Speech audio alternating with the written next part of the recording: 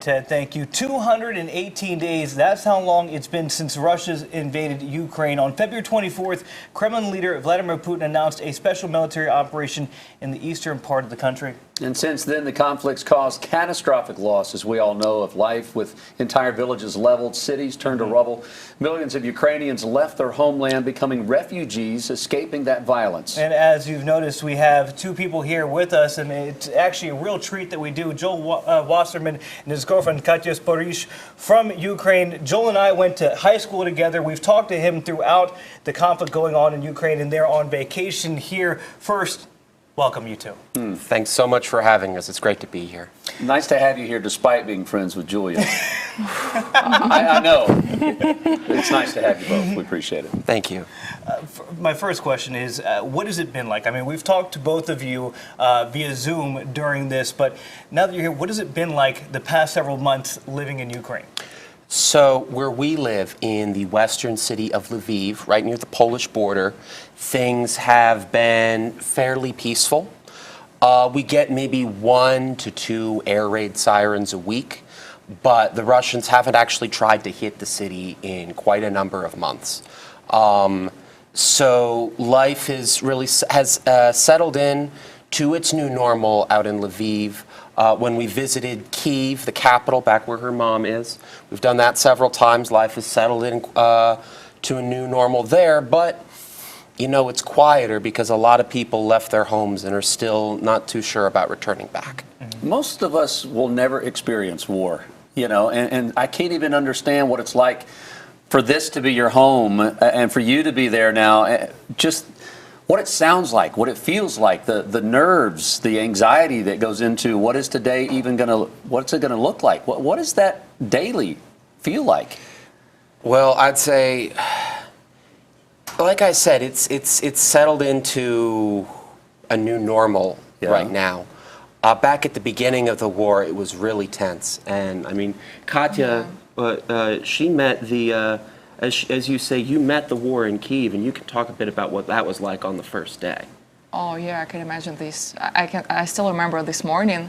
So the day before, I decided to visit my mom to convince her to leave Kiev. And can you imagine, 6 a.m. I hear a voice of my mom. War started. Katya, wake up. I thought that I'm still sleeping. It's nightmare. No, Joel called. Wake up. War started with, you have to do something about that.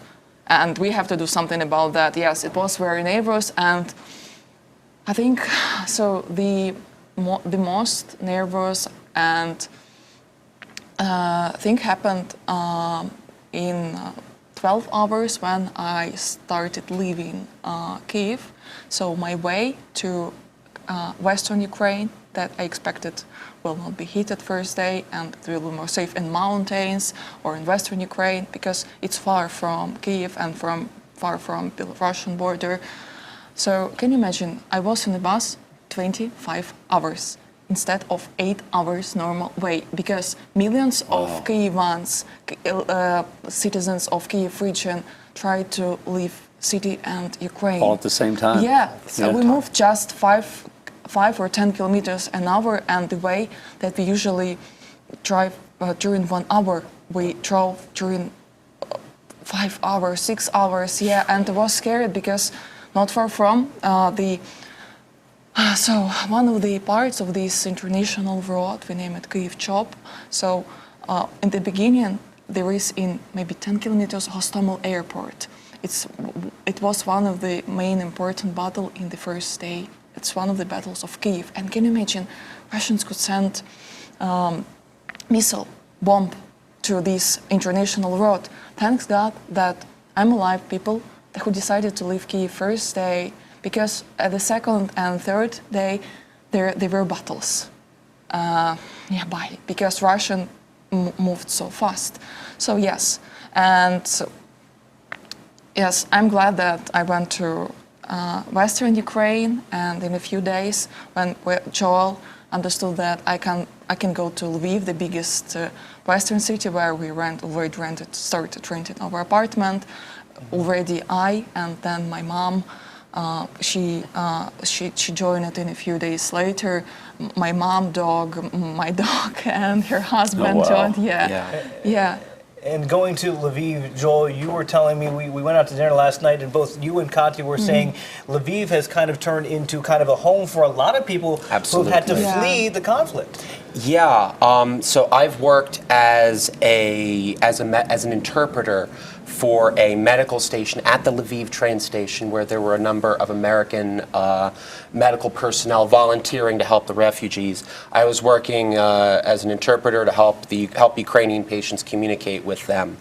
I've also been to a few of the kind of refugee cities where they've set displaced people up in what are basically shipping containers. Now, they're nice.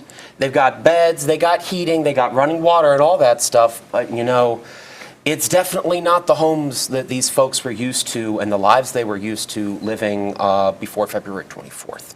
God, what are the spirits like of the Ukrainian people right now? I mean, is it just we want this war over? We're angry. We're hopeful. What is it? What's it feel like? I think especially in the past 2 or 3 weeks, spirits have gotten much, much higher. Good. Because of the incredible successes of the Ukrainian armed forces in liberating territories in Kharkiv Oblast, which is in the northeast part of the country. The Ukrainians very loudly announced that they were going to fight this counteroffensive that I mentioned to you on Ukrainian Independence Day when we last spoke. They said, we're going to retake the South, we're going to retake the South, we're going to retake the South. They started the battle for the South, but then they very cleverly also started a battle for the Northeast and caught the Russians totally unprepared. And I think this has really shown that the Ukrainian armed forces are not capable of simply holding the Russians, but defeating them.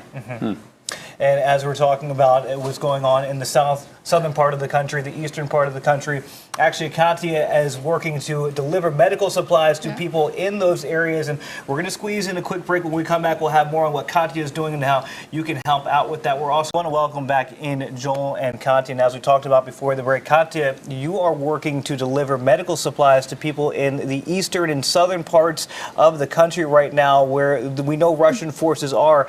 Can you talk a little bit about what you're doing? Okay, first of all, I want to start from first story when my mom decided to evacuate from Kiev.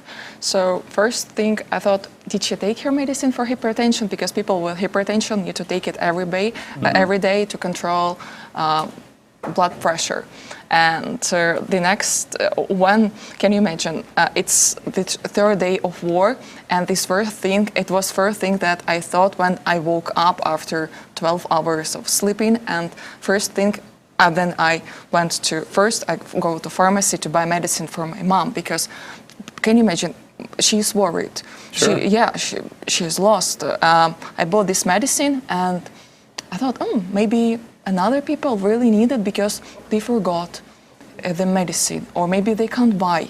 They lost savings or something, and I decided that I have to help people who need medicine for chronic diseases. For example, hypertension, diabetes 2, bronchitis, asthma, breathing conditions. Yeah. So, and I decided to help. So how I do? I fundraise money. In Ukraine, I brought on GoFundMe. My project name's Katya's Medicine Fund, and I fundraise money to buy medicine civilians who need it. So civilians who are refugees, who lost jobs, who lost them houses, who decided to stay in the east or southern part because of the war situation. If Joel said, if Lviv is fine, east and southern part is worse. Can you imagine everyday missiles? So people are hearing and they're in danger. A lot of people lost job, and can you imagine them feeling? Yeah, and I help these people. What I do, I buy medicine. So I fundraise money. I have list of people that really need that. I supervise list of the people. I or my friends, volunteers buy medicine in Lviv. We deliver and then we deliver it to the closest city nearby because we have fast delivery. We still have it. Private company that delivers. It's faster and cheaper than to drive by car. So, and then the volunteers in the places they distribute this medicine to people. Yeah, and then I take photo, video, and really I'm very glad to see that result of my job that I help people and I help them to survive because there are diseases that need medicine, hypertension, diabetes 2, bronchitis, and people who need L-tyrosine hormone who have thyroid conditions. Can you imagine people can die without this medicine? And I feel helpful, and I really like that I do, and I want to continue to fundraise, to provide my operations, to help people because you see, so war is going and people Still need, going on, yeah. I mean, I can't imagine. Here you are wondering if you're going to survive every day just because of the war and the bombing and the missiles, like you say. But then if you don't have the medicine you need, that's incredible what you're doing. And Joel, are you finding that because of the war, people have had to, maybe they were forced to have to change jobs, or maybe they decided to do something different to try to help the people of Ukraine? Yeah, I just wrote it really quickly. If you'd like to contribute to Katya's efforts, please look her up on GoFundMe at Katya's Medicine Fund. But yeah, it has been a very remarkable transformation of the country and of its people. You know, there's before February 24th, and then there's after.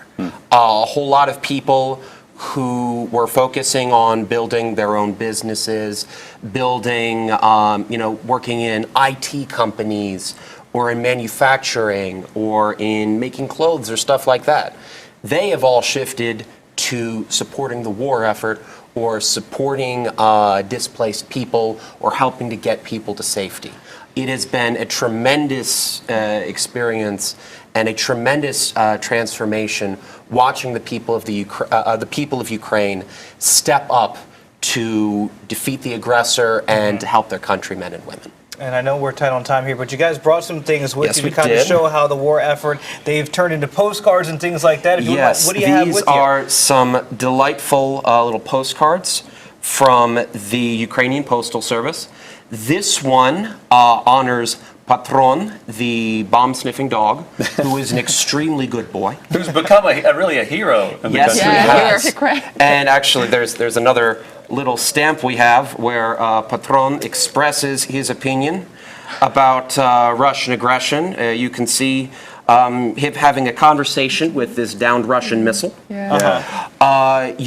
We also have this beautiful postcard which says "Доброго вечора, ми з України," kind of. It means "Good evening, we are from Ukraine." It's become kind of a catchphrase from a popular song, and you know that's something that Ukrainians say to each other, and you know it keeps our spirits up. And you've got this tractor pulling a broken Russian tank. Now we had another one commemorating the brave soldiers of Snake Island. Right. But you know I don't want to get you folks in trouble with the FCC, so you guys can Google that one online. It's real pretty, but you know. Can't show it on TV. Listen, this is just the beginning of a long conversation of what you both have been through. Katya, you and your mom and your family, we wish you the very best, and we want everyone to be safe and not have to live in fear. And we hope this war ends very soon. Thank you both for sharing your story with us and just your friendship with Julian. I'm glad that we've been able to be a part of your friendship as well. Thanks so much for having us. And I just wanted to say to the folks down in Florida, folks in Ukraine understand what it's like to be afraid to stay in your home and to have to leave to safety, so our thoughts are with you. We hope you all stay safe and y'all can get back home to a safe, clean home as soon as possible. Thanks so much for having us. Thank you. Slava Ukraini. Slava.